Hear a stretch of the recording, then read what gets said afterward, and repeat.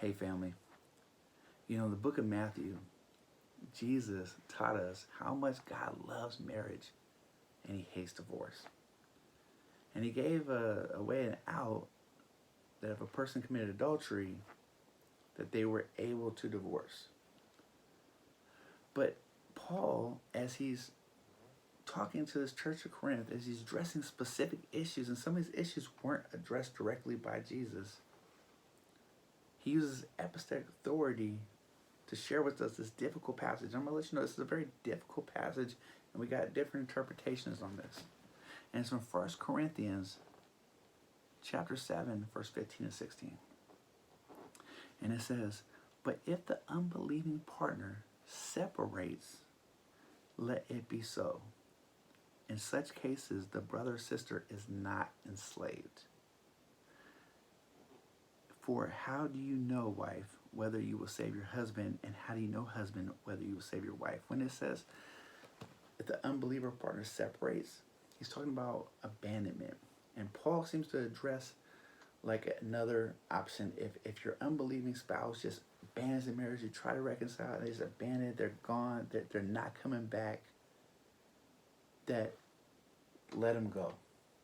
Another, some scholars say, if you're in an abusive relationship, that wasn't addressed by Jesus. Jesus didn't talk about, if your husband's just beating up on you every day, you should still stay in the marriage anyways. If he's, doing violent stuff to you, certain issues weren't addressed. So Paul, I believe he's using his apostolic authority talking about abandonment, because if you do that, you are an unbeliever, because if you're a believer, you're not going to be beating up on your wife every day.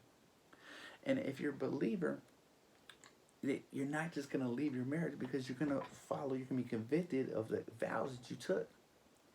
So for this unbeliever, should a person stay in abuse? Should a person stay, if they got a heroin addict who's stealing from them and just messing up their family and stuff? These are addressed. And some people believe, based on 1 Corinthians 7:39, that you should never, ever divorce, no matter what.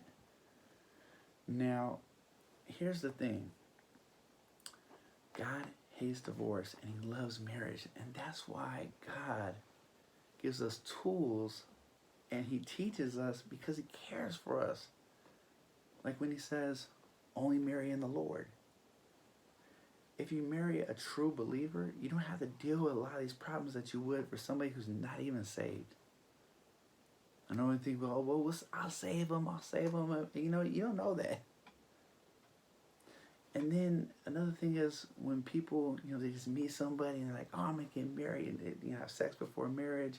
They don't even wait a little while. They don't even get to know a person, and they just marry somebody. How many people have ever dated somebody before, and you found out after the honeymoon stage that they weren't the person that they claimed to be when they were dating?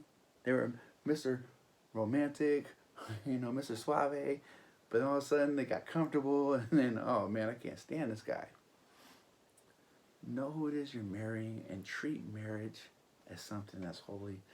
It's a sacred union between a man and a woman, and it's between you two and God.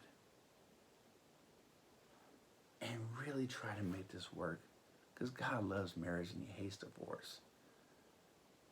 All right, family. You guys have a blessed day.